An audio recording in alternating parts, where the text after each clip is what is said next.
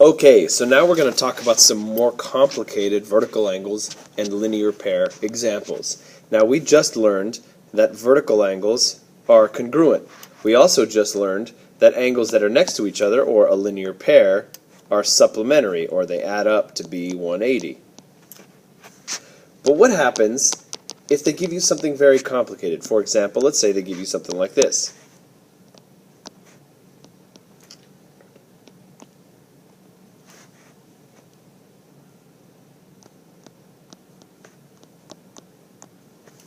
What if they give you that?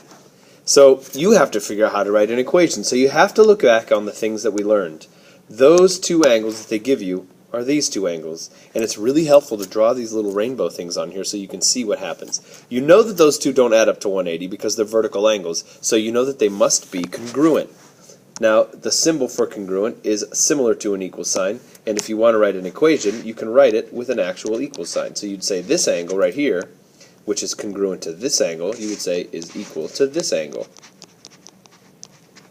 And then you can solve the problem. So one way to solve it is I might subtract 4x, cross that out, and you're going to get x plus 6 equals 26. And then, of course, minus 6 minus 6, and you get x equals 20. Now, if you wanted to figure out what the measurement of the angles actually is, you'd have to plug in x right here.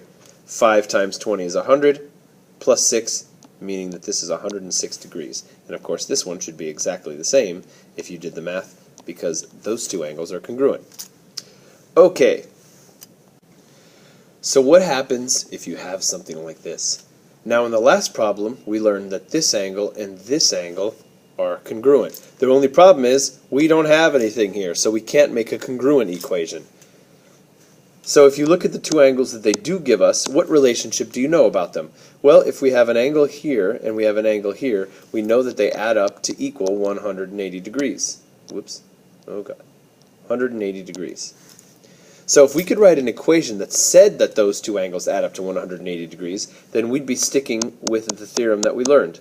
So what we really need to do is say that this angle plus this angle add up to 180. And the way you would write that in math is by literally writing this angle plus the other angle